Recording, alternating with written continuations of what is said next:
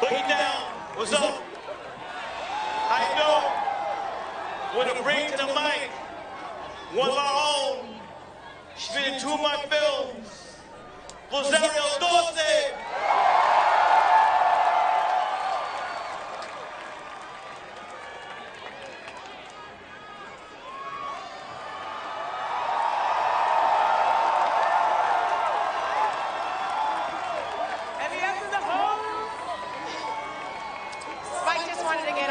Twice. I'm supposed to introduce him. Okay. I love you. I'm hearing the love, and I gotta throw that right back at you. All right. Bear with me. I have a lot to say. Okay. So, today, I heard some obfuscating of facts, some information that was being misconstrued, very misleading and very divisive. Today, a lot of news outlets and the other Democratic candidate was... No. We're better than that.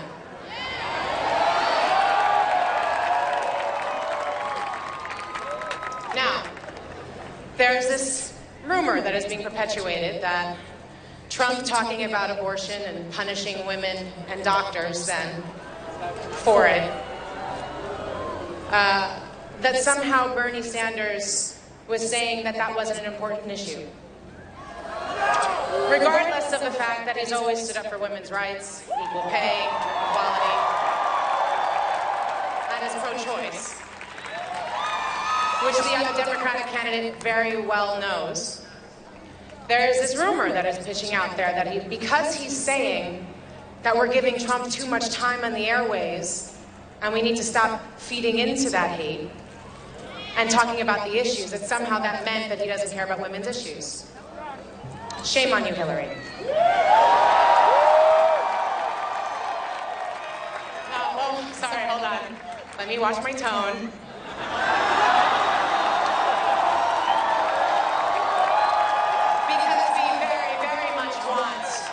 Debate, which he already agreed to. And considering that in 2008 there were 26 debates, and she held Obama's feet to the fire saying that she would debate anytime, anywhere, because that's what you should do when you're trying to run the country. Let's very much hope that she does come. So I will say with a smile on my face that I'm excited about the fact that I don't have to vote against someone, that I get to vote for someone who hasn't called undocumented people illegals, like the other Democratic candidate, or called our children who needed care, super predators that needed to be brought to heel, who calls people on welfare deadbeats. No. Well, yes, she is under FBI investigation. Thank you. That's not getting promoted very much, but she is about to be interviewed in a little bit. But no. The reality, when you're saying the types of things that have been said and trying to misconstrue and obfuscate the facts, you're trying to divide people. Now, I appreciate Gloria Steinem saying, I'm sorry for saying that us women, Bernie supporters, are only here because the boys are here, though I'm really glad to see quite a lot of females and males here. And also this push and this idea that you're only white. Well, my daddy, my biological daddy anyway, is Irish, so Bernie didn't need to make me white. But apparently all y'all are white. That's crazy. I must be having issues with my eyes. No, the reality is when they're talking about that stuff, is that they're trying to divide us. They're trying to say that only Trump supporters are racist, which there are a lot of racists who follow Trump, but they're not all racists. That all followers of Bernie are all white males, but that's not true either. And I think it's actually pretty amazing that when you're seeing in really large populations of white males and white females in certain states that have been poorly talked about, that they're there cheering for justice and equality, specifically racial and environmental and beyond. That's something to celebrate. It's a beautiful thing. So this is what Bernie meant when he was talking about Trump getting too much attention and distracting us from the issues. Trump is getting $1.9 billion worth of free media. Bernie's gotten about $321 million. And most of that's been with a lot of eye rolling and saying that he should be dismissed and out of the equation. Why do you think that is? Do you think that's an accident? You got to really think about the fact that they're trying to say vote against him and forget about him. So what does that mean? That we have to vote for the other Democratic candidate? No. We're not in the general election. We're in a primary, and everybody should have their say.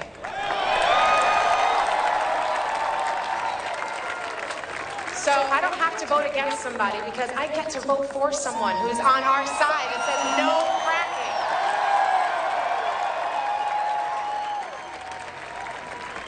Who marched with Martin Luther King.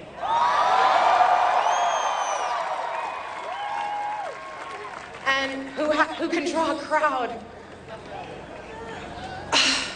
that makes me dizzy with happiness and love and excitement. She had a fraction of that many people yesterday at the Apollo, and failed to mention that when she was a senator, 2 million people were stopped because of stop and frisk that she said nothing about.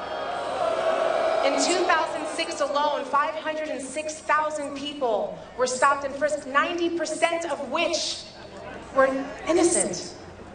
Because shockingly, you can't judge a criminal by the color of their skin. And racial profiling is not okay. It is unjust and unnecessary, and we need to end that.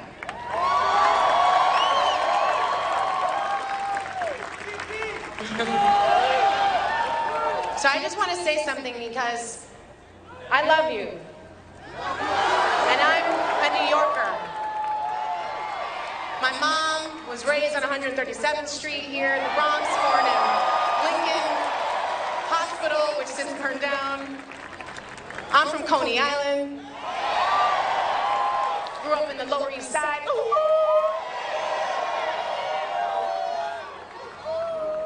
And I want to say that we don't need to be divided. We need to be reaching out and talking to those folks who are supporting Trump. Why? Because they're supporting him for a reason. They're standing up behind him because he's against the establishment as well. And they're literally standing behind the guy who they know is going to go into the Oval Office and go, "You're fired." I can understand that. But I'm supporting the guy who's looking at all of us and saying, "You're hired." To help him do that. And I know that means a lot to you because I know New Yorkers. And we are not interested in being bamboozled. Right, Spike? Or duped. Or divided by our race, our gender, our age. That's the past. When people did have to vote for the lesser of two evils, but we don't have to do that. The reality is when 9/11 happened, people came together. And they saw, when the Syrian refugees were walking, something that mirrored their experience when we had to walk across bridges and reach out. And we wanted to reach and hold them back in. We celebrated when there was a blackout for 3 days because we weren't attacked.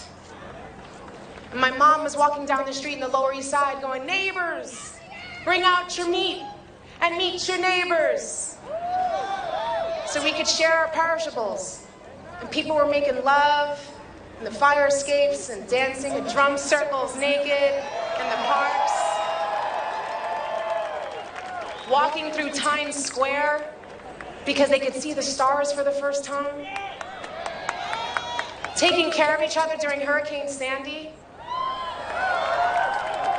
making sure our neighbors had medicine and food who couldn't walk down the stairs, charges, generators so they could get their phones charged because that's now as important as water. Marched against the bailout because they knew the people needed the bailout, not the banks. Which they're still getting bailed out, so if they were too big to fail them, then, you know, what does that look like for us voting in the future? You know, this is a community that I love. A place that I grew up that was the melting pot, a center of the world. You can go anywhere and people know New York. You can get, you know, a Chinese food roll, you can get a slice of pizza, you can jump on a train and go to Philly and get yourself a Philly cheesesteak. We go to Coney Island to ride the Cyclone and get a headache from it because, wow, those wooden roller coasters are dangerous. We go to New Jersey so we can go in the water park. We go upstate, going across the Washington State Bridge so that we can go and ski in mountains and greenery and see bears and walk like little Indians like my dad taught me to do, which was dangerous because there were bears. And we've seen what gentrification does to our community. You know, Broadway is an old native Indian trail. And for the first time, because of gentrification, it has been disturbed and interrupted. We get that. We know our history. And yeah, someone, I forgot to mention Cuchi Frito, too. Sorry.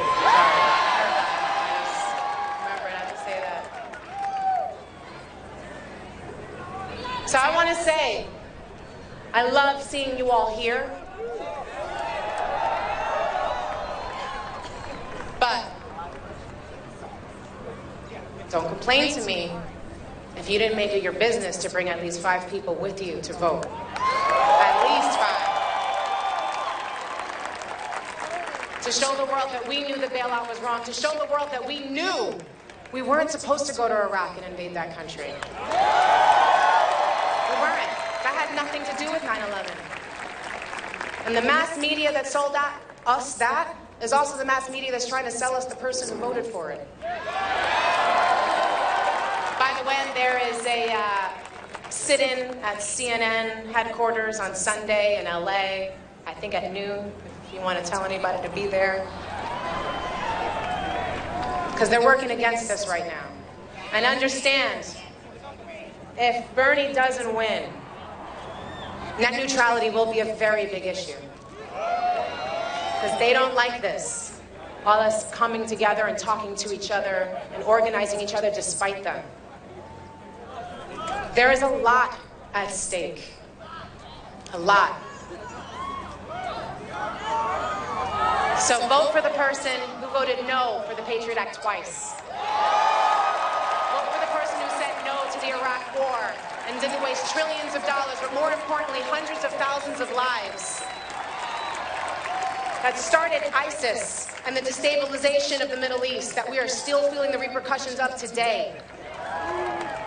That doesn't apologize like somehow that brings lives back, or the soldiers that we did come back, suddenly it erases their PTSD. Someone who doesn't think that regime change is a good idea for foreign policy in Honduras and Syria and Libya and beyond.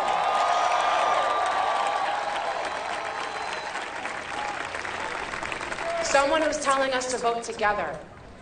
Someone who's going to go into the Oval Office and keep the door open and open up the blinds and the windows and say, let's get to work.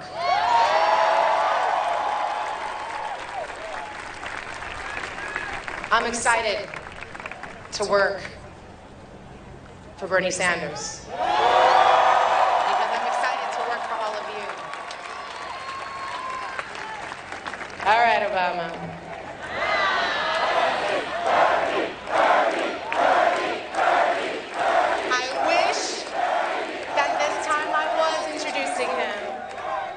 But I'm introducing Spively, who still calls me Lala. But I just want to say thank you so much for being here. and showing what New York is really about. Coming together and understanding that real change comes from the bottom up. Remember, when Martin Luther King was killed, it wasn't because he was pushing on the civil rights movement. He was able to achieve that. It's because he was coming together and asking for a poor man's march on Washington. Bringing black, white, and brown together, talking about how we needed to address our foreign policy and what that has done to devastate and destabilize so many places, so much so that those people are coming here, and many people want to build a wall to stop them. Spike Lee's going to come to the stage and drop the mic. I love you. We can do this, not me, us. Rosario Dawson, give it up. That is a hard act to follow. I'm a filmmaker, not the great. Let me ask a question. Rosario dropping science. She was dropping science. It's great here to be in the Bronx. The boogie down. Glad to be here. I'm glad we're out here to support our guy, Bernie from Brooklyn. BK, where you at? It's Brooklyn in the house. No hate. It's all love. It's all love. It's all love. Look, we all know that this thing is rigged, as the senator just talked about many, many times. It's rigged. They let Rosario stay. They don't want to see us together. Say it again. Got my man, where's Obama? Where's Obama at? Where you at? Obama. Turn face to the crowd. Dead ringer. I thought that was him for sure. But we cannot let separate us. It's beautiful. This is great things about New York City, diversity. Look around. This is what makes us the greatest city on this earth. And the Bronx, home of the 27-time world champion New York Yankees. Are those Mets fans booing? I thought folks were unified up here. Unified. Unified. Anyway, we cannot go but okie doke. Have you ever seen the three-card money? You can't win. You cannot win with the three-card money. It's the flim-flam, the okie doke, the Rudy Poo, hijinks, shenanigans. We can't go for that. Everybody has to register to vote. We have to vote, and we have to talk to our parents. Because the old generation, they're on this Clinton thing, and we got to talk to our older parents and get their mind right. It's great to be here. Again, I'm not a public speaker. You got to register to vote. New York City is the greatest city on earth. And Bernie has to win New York City. Bernie has to win whether you're even Staten Island.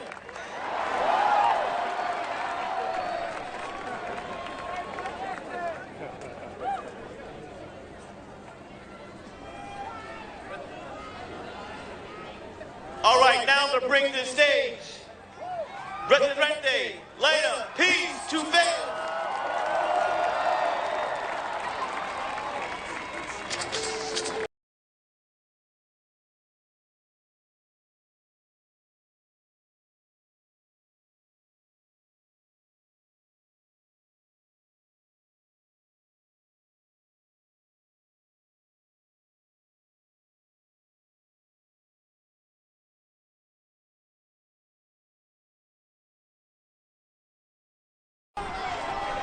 Well, it's gonna be difficult for me because I speak Spanish, but I'm gonna try to speak in English so you can understand.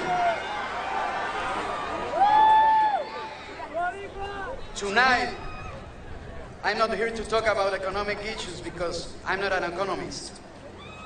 I'm not here to talk about our right to free quality education or free and accessible healthcare.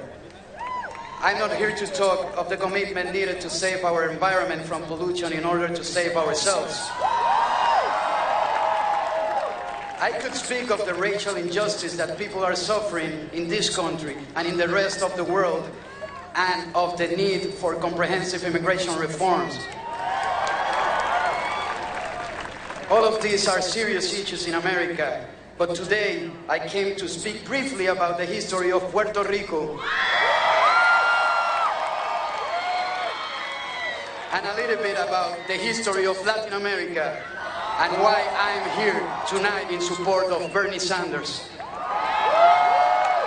I have traveled the world thanks to my music, and in traveling, I have learned more about the world than I ever learned in college. My name is René. Many also know me as Residente, and I am from Puerto Rico. Puerto Rico is a colony of the United States. We are the oldest colony in the world. For years, we have been used as an experimental island, from the medical experiments on our people to chemical experiments on our land. From 1941 until 2003, on the island of Vieques, the United States Navy undertook a series of experiments with different biological and chemical weapons while using the island as a bombing range. To this day, the land and people of Vieques have not fully recovered from this devastation. There is a Puerto Rican, a political prisoner, who has been incarcerated for over 34 years, longer than Nelson Mandela. His name, Oscar Lopez Rivera, and he deserves to be free today. More than 200,000 Puerto Ricans have served in the U.S. military. In our school, children are taught more about U.S. history than of the history of their own country. That is a colonial education. Without giving you exact numbers, I can tell you that the U.S. gets more out of Puerto Rico economically than Puerto Rico receives from the U.S. We are currently living an unprecedented economic crisis and have the highest rates of poverty and unemployment of any other place in the U.S., yet the U.S. government does not even allow us to restructure our debt. And this is the best one. People in Puerto Rico cannot vote for the President of the United States. In other words, we are not allowed to choose the person who makes crucial decisions regarding our country. I did not come here to complain, but rather to put things in proper context. You might wonder what I'm doing here. A person like me with all this information has come to the Bronx to support a candidate for the U.S. presidency. I will explain. I support Bernie Sanders because he has been the only candidate with logical proposals and has expressed support with my country, debt relief. He did not come up support this now in the middle of an election cycle to win votes, but he spoke out from the moment the economic crisis began. I support Bernie Sanders because I think he is the most honest candidate there is.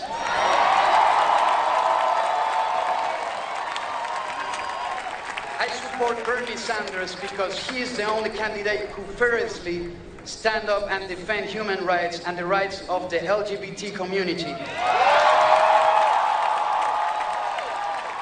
I support Bernie Sanders because he has spoken out against those Latin American dictatorships financed by the United States, which left more than 500,000 people dead or disappeared. This means being opposed to a Pinochet in Chile, Rios Montt in Guatemala, Videla in Argentina, just to name a few. I support Bernie Sanders because someone like Hillary Clinton does not deserve my vote.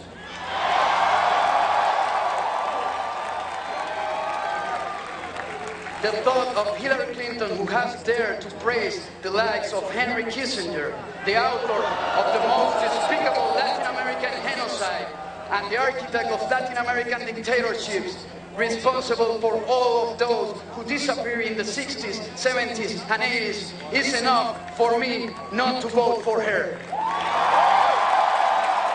I'm not with her. It will represent an insult to consider yourself Latin American and vote for her. Not just an insult to oneself, but for the many victims who still suffer from this history, an insult to the countless children who have lost their parents and grandparents. I support Bernie Sanders because I know there are still good people like him in this country. And when Senator Sanders wins the upcoming election, people will see the United States in a different light. It will no longer be a country that invades, that provokes wars, that quiets people. It will not be a country that tortures or believes in colonies. Instead, the United States will be a country that strives for unity, equality, and peace.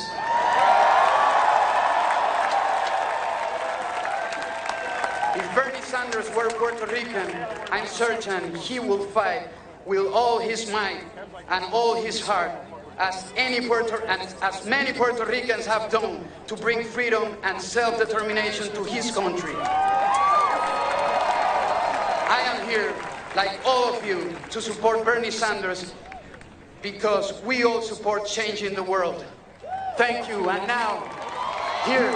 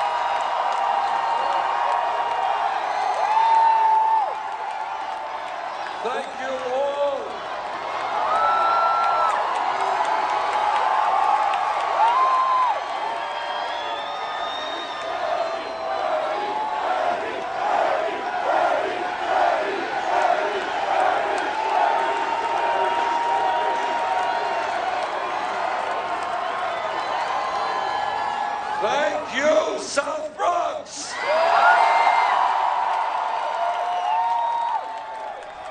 Let me thank Nacho Stevens, Erica Andiola, Luis Sepulveda, Judy Sheridan Gonzalez.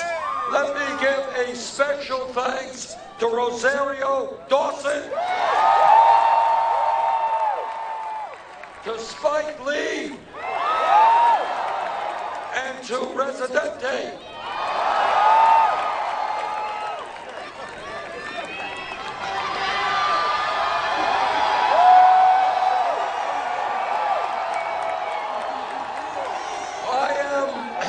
As you know, I am the very proud United States Senator from Vermont.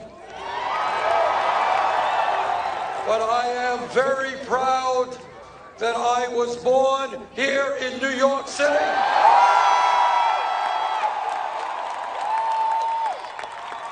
that my wife was born in Brooklyn, New York.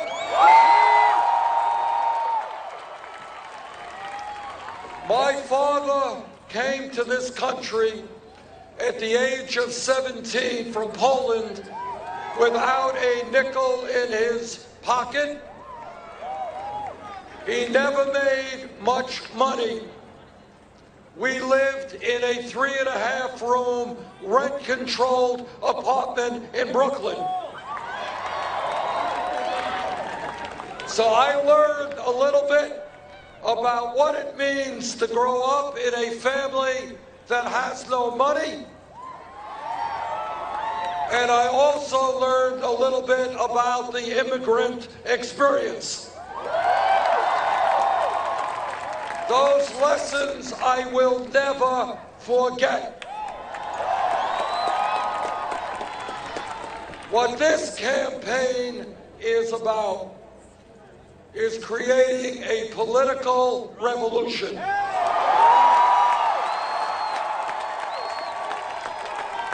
And the 15,000 people who are here this evening, you are the heart and soul of this revolution.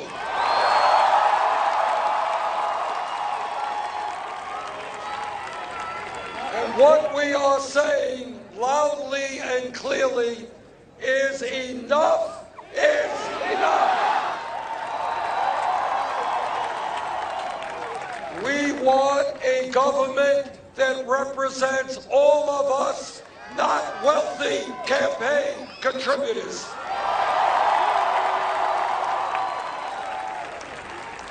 We want a campaign finance system that is not corrupt.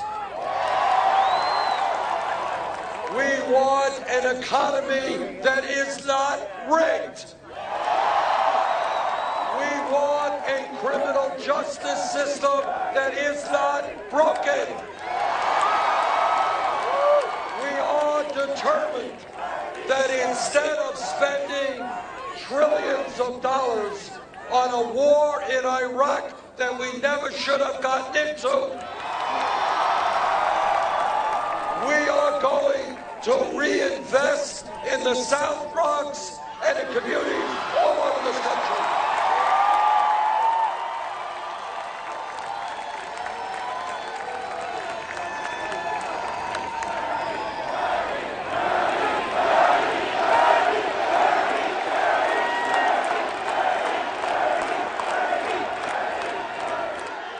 There is no reason in this country why people should be paying 40 or 50% of their limited incomes in housing. There is no reason why people should not have access to the health care that they need. There is no reason why in this country we should not have the best educational system in the world for all of our people. There is no reason why we should have the highest rate of childhood poverty of any major country on earth. There is no reason why we should have more income and wealth inequality than any other major country. What this campaign is about is telling Wall Street and the billionaire class they cannot, they will not have it all. We are going to create a nation in which our people have decent paying jobs, where our children are not unemployed, where our parents and grandparents can live with dignity on Social Security. And that is why we're going to raise the minimum wage to $15 an hour. It is why we are going to have pay equity for women. It is why we are not going to accept deteriorating inner cities, why we are going to build affordable housing, why we are going to rebuild our roads and our bridges and our water systems and our wastewater plants. And when we do that, we create 13 million decent paying jobs.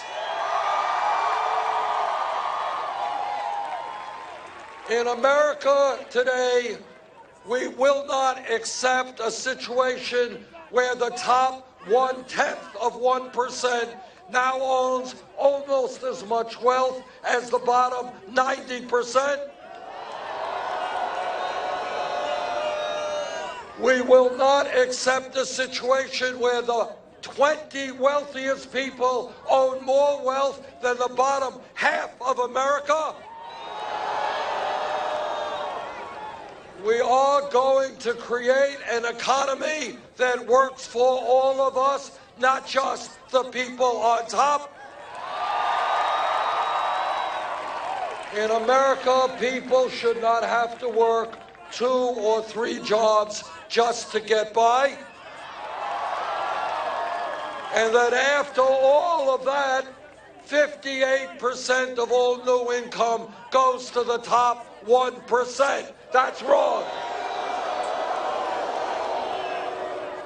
In this country, we can and will create a first-class public school educational system.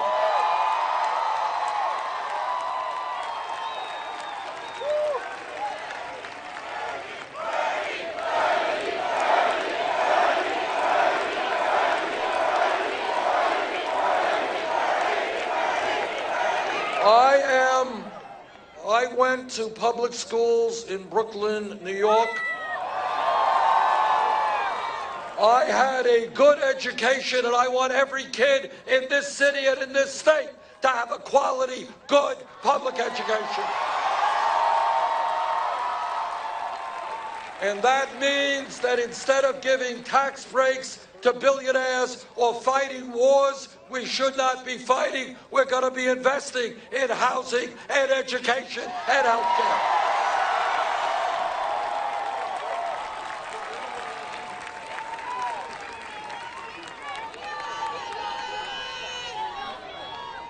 In this country, we should not be the only major nation on earth that does not guarantee paid family and medical leave.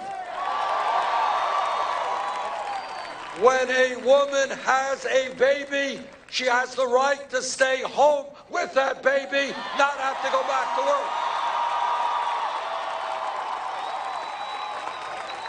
And when we are talking about women's rights, we are going to stand and make certain that every woman in this country has the right to control her own body.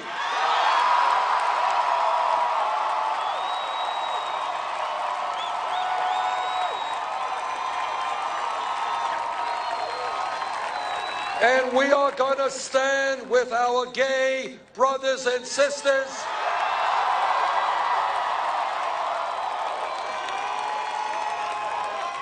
And we are going to defend their right to be married.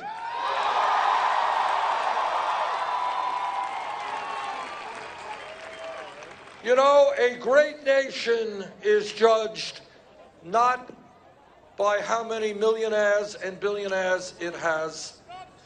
It is judged by how it treats the most vulnerable people in that country.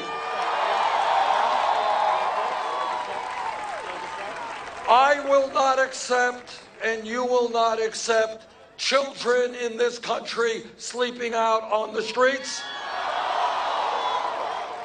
I will not accept, and you will not accept, senior citizens trying to get by on $11,000 or $12,000 a year Social Security. Instead of having a Congress that works for the benefit of the few, we are going to have a government that works for all of us.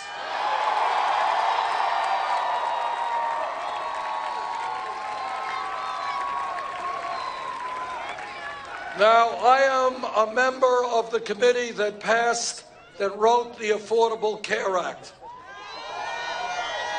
And the Affordable Care Act has done some very good things. We've ended the so-called obscenity of pre-existing conditions.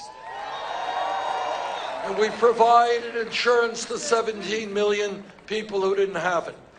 But we have much more to do in health care. The United States is the only major country on earth that does not guarantee health care to all people as a right. And together, we are going to end that. 29 million Americans have no health insurance. Many of you are underinsured with large deductibles and co-payments. And the drug companies are ripping all of us off every single day. And after all of that, we end up spending much more per capita on health care than any other country on earth. We are prepared to take on the private insurance companies. We are prepared to take on the drug companies. And we are prepared to pass a Medicare for all single-payer program.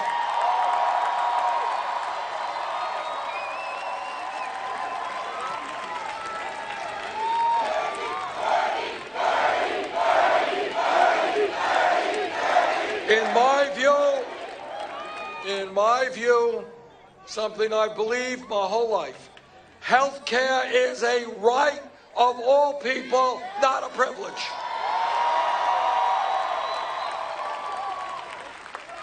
We are prepared to reform in a major way a broken criminal justice system.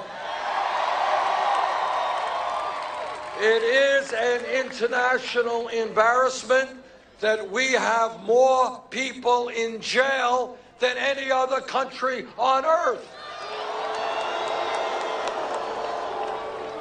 It is not unrelated that we have communities where young kids, white, black, Latino, Native American, are suffering unemployment rates of 30, 40, 50%. So you know what we're going to do? We're going to invest in education and jobs for our kids. Investment in education and jobs, not jails, not incarceration. And all of us are tired of seeing unarmed people shot and killed.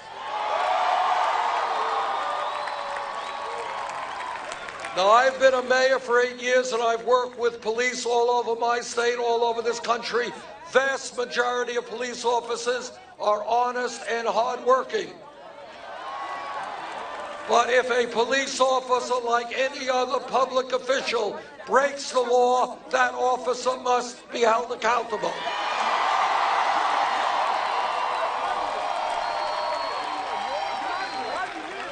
We do not want to see in communities all over this country police departments look like occupying armies. We need to demilitarize our police departments.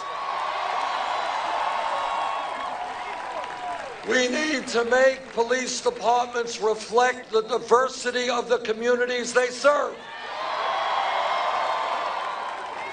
We need to end private corporate ownership of prisons and detention centers.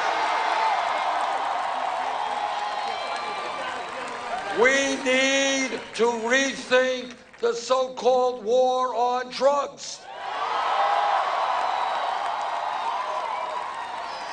Over the last 30 years,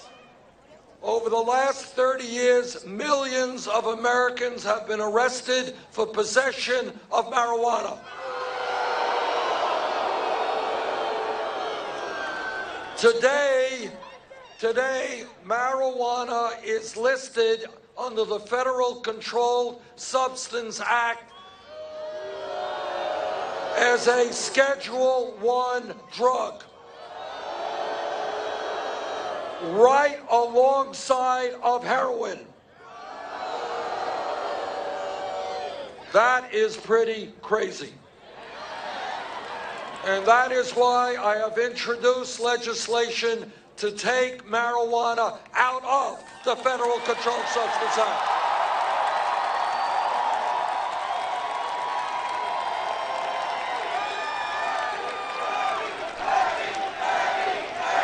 Now,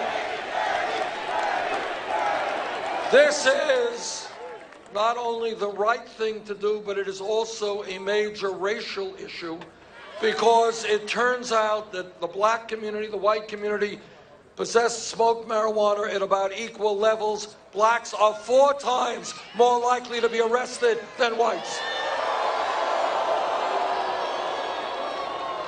But let me say something else when we're talking about drugs. In my state and all over this country, we have a major epidemic of heroin addiction and opiate addiction.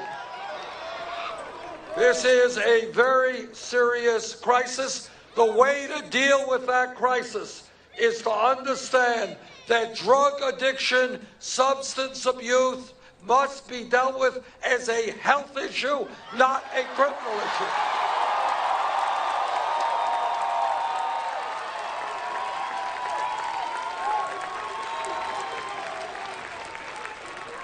When we talk about criminal justice reform, let me tell you a brief story. Turns out that Goldman Sachs, one of the large financial institutions, I gather you know about Goldman Sachs. Goldman Sachs recently received a $5 billion settlement with the United States government. And they reached that agreement because they were selling worthless packages of subprime mortgage loans. And they and the other Wall Street crooks were the people responsible for driving our economy into the worst recession since the Great Depression. Now, here's a funny thing. Some kid gets picked up for smoking marijuana in Vermont or New York City. That kid gets a police record. But if you are an executive of a Wall Street firm, you don't get a criminal record for destroying this economy. You get a pay raise.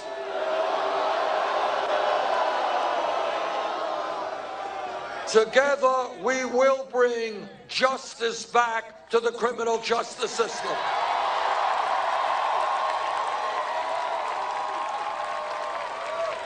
And equal justice under the law means that if you are rich or poor, you will pay the price if you break the law. That includes Wall Street. Let me say a word or two about some of the differences that exist between Secretary Clinton and myself. When we began this campaign, we had to make a choice. And the choice was, would we do what every other campaign is doing and establish a super PAC? We agreed with you. We decided after about 1/10 of a second thinking that we don't represent Wall Street, we don't represent corporate interests, we don't represent the billionaire class, we don't want their money.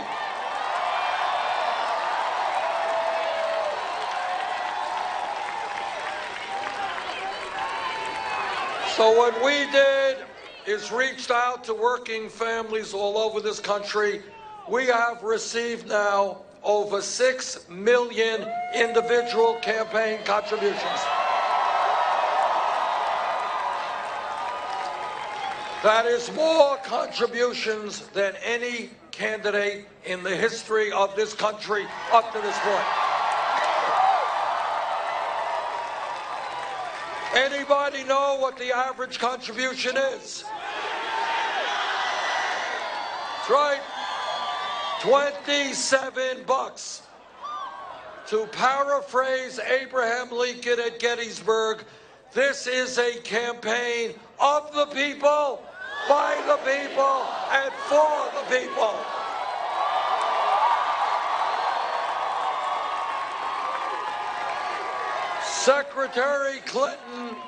Secretary Clinton chose to go in another direction in terms of how she raised her funds. She has several super PACs. Her largest super PAC reported raising $25 million from special interests, including $15 million from Wall Street.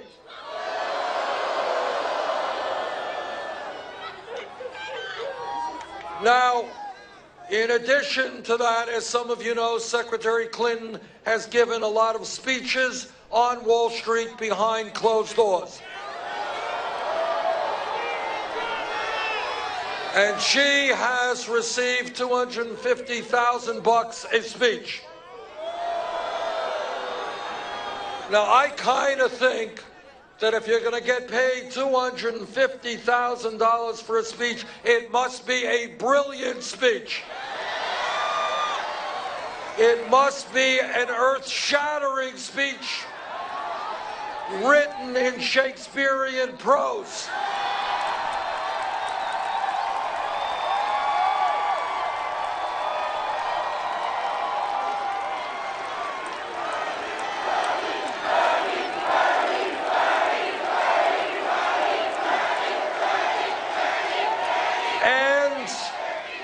And if that speech is so great, I think the American people have the right to hear it.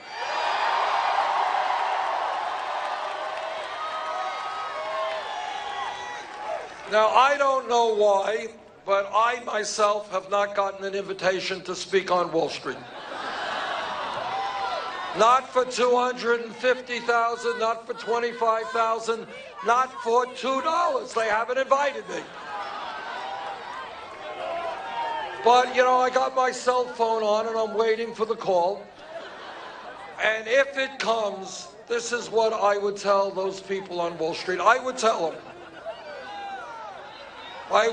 them that their greed, their recklessness, and their illegal behavior has destroyed this economy, resulting in millions of Americans losing their jobs, their homes, and their life savings. I would tell them that they were bailed out by Congress against my vote because the big banks were too big to fail. But today, 3 out of the 4 largest banks are bigger now than they were when we bailed them out because they were too big to fail. And I would tell them that when you have a handful of financial institutions with so much economic and political power, now is the time to break them up.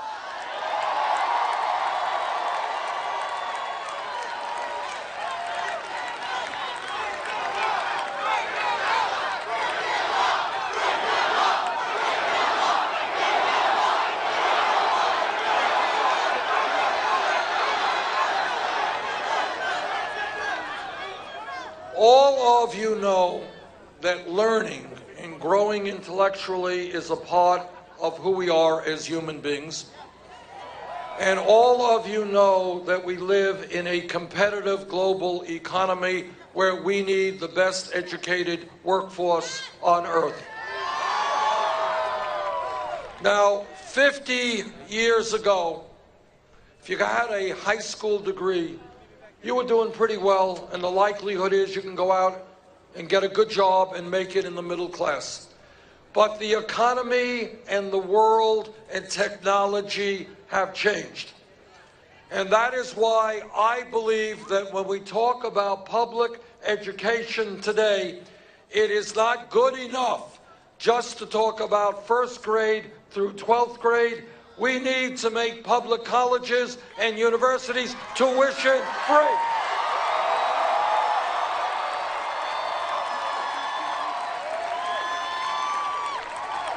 You know, my mother and father never went to college, but I want every kid in the South Bronx, and I want every kid in America who is in the 4th grade, the 6th grade, freshman in high school, I want them to know that if they take school seriously, they study hard, they do their work in school well, I want them to know that they will be able to get a college education regardless of the income of their family.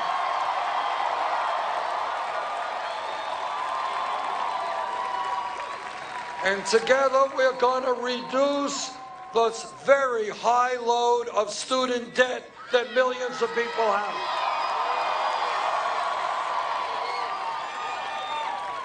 We should not be punishing people for getting an education. We should be rewarding people. And that is why we have legislation in that would allow people with student debt to refinance their loans at the lowest interest rates they can buy. Now, I have been criticized for this. It's unrealistic. It's too expensive. Let me tell you how we are going to pay for this. When Wall Street's greed destroyed our economy, the middle class bailed them out. Now it is Wall Street's time to help the middle class.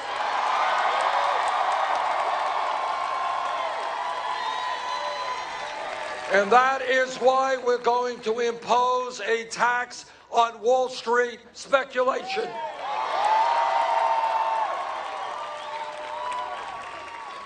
Now, another difference between Secretary Clinton and myself is the issue of foreign policy. I listened to what George W. Bush had to say in 2002. I didn't believe him. I voted against the war in Iraq.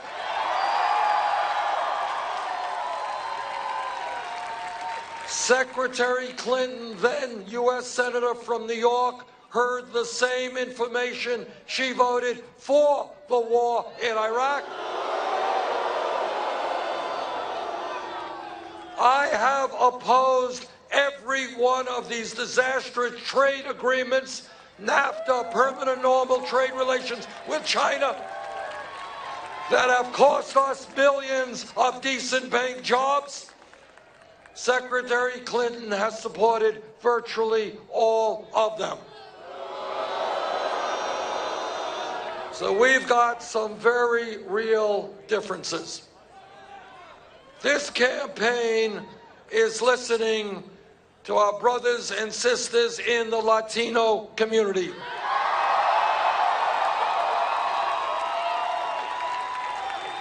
And what they are telling me is that with 11 million undocumented people in this country, they are tired of living in the shadows, tired of being exploited, tired of living in fear.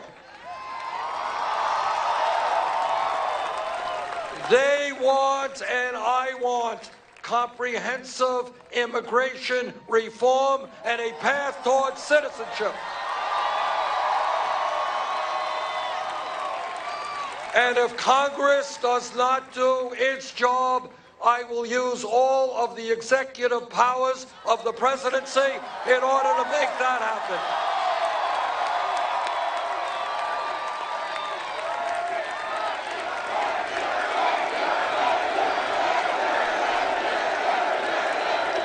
This campaign is listening to our brothers and sisters in the African American community. And they are tired of having their kids go to broken down, inadequate schools. They are tired of sky-high unemployment rates. They are tired of their kids breathing filthy air and getting asthma. They are tired of paying half of their income for housing. They want, and I want, major investments in inner cities throughout this country.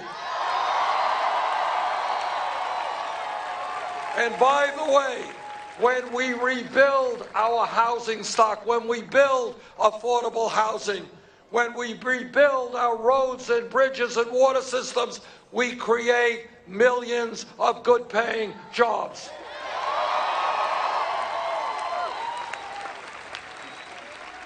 I am a member of the U.S. Senate Committee on the Environment.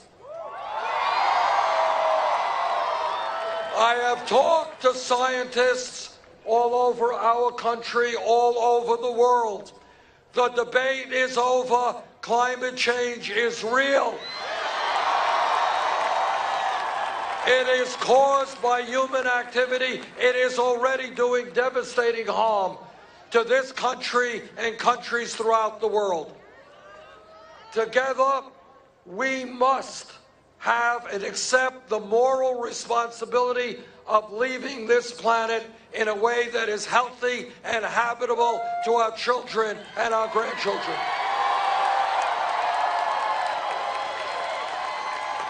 And together, we will take on the fossil fuel industry. We will transform our energy system to sustainable energy and energy efficiency.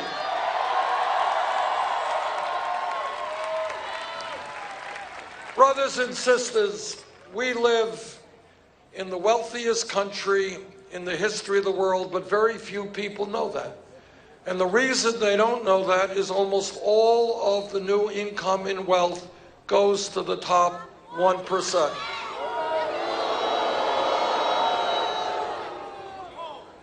All of you know that the history of real change in America never takes place from the top on down.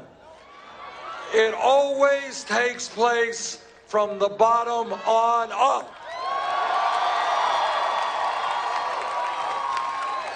100 years ago or more, when workers were being treated like animals, working 7 days a week, had no rights on the job, could be fired arbitrarily, workers came together, formed trade unions, and began to negotiate contracts and working conditions.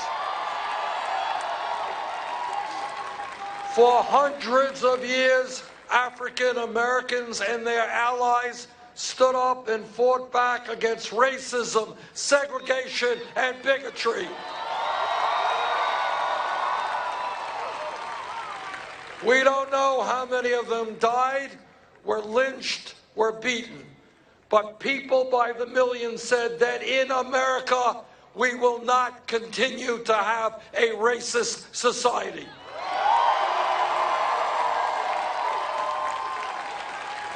A 100 years ago, not a long time, women in this country did not have the right to vote, did not have the right to get the education or the jobs they wanted.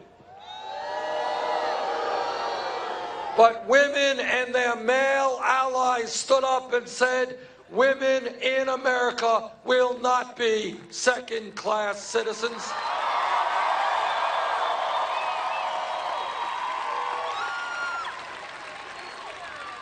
If we were here 10 years ago, and somebody jumped up and said, you know, I think gay marriage will be legal in 50 states in this country, person next to him would have said, you are nuts. But as a result of the struggle of the gay community for decades against incredible bigotry and hatred, and with the support of the straight community, gay marriage today is legal in 50 states.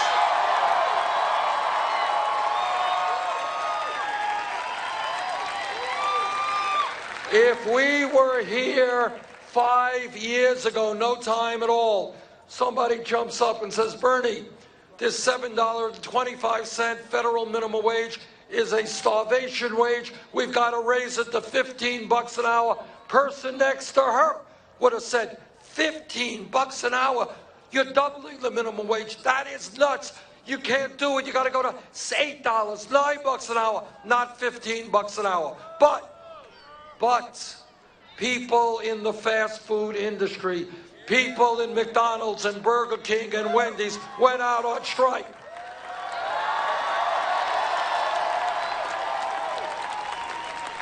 They stood up, they fought back, and you know what happened? Seattle, Los Angeles, San Francisco, $15 an hour. Oregon, California, $15 an hour. And if I have anything to say about it, and if elected president, I will. $15 an hour in every state in this country.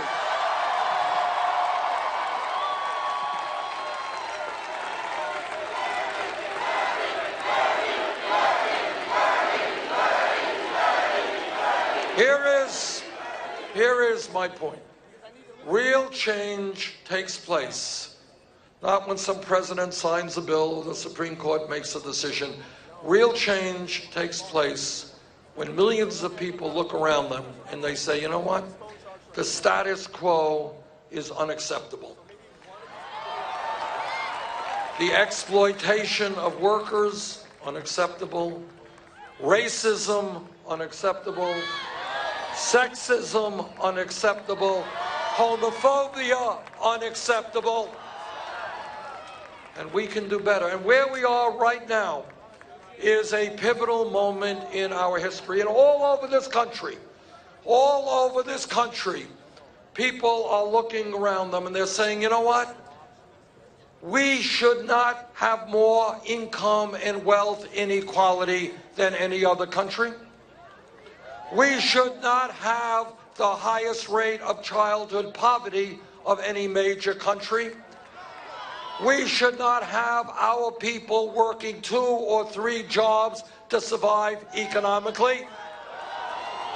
We should not have women earning 79 cents on the dollar. We should not have young people leaving school $50,000 or $100,000 in debt. We should not have a crumbling infrastructure. We should not be the only major country on earth that does not guarantee health care to all or paid family and medical leave. And people all over this country are looking around and they're saying establishment politics and establishment economics, the same old, is not working. And that is what this campaign is about. What this campaign is about is telling you that no president, not Bernie Sanders or anybody else, can address these issues alone.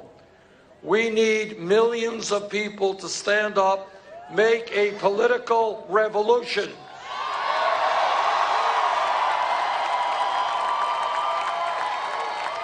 And create a government that works for all of us. It will not be an easy fight. I know that. Wall Street has unlimited sums of money. The insurance companies will do everything they can to prevent us from going forward. Fossil fuel industry, more worried about their short-term profits than the future of our planet. Corporations wanting to destroy public schools in America. I understand all of that. I understand it, and you understand it. But together, we are not going to duck away from this fight. We are going to defend our kids and our parents and our grandparents.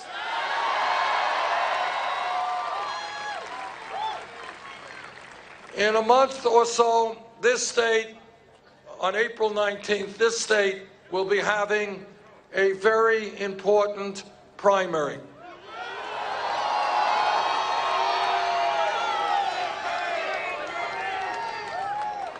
If there is a large voter turnout, we will win.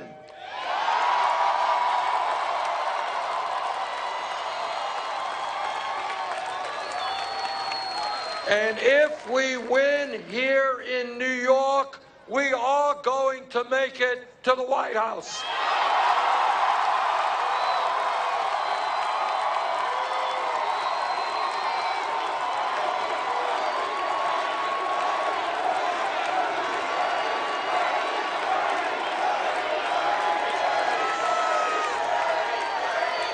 So I urge all of you to come out and vote. Bring your aunts and your uncles and your friends and your neighbors.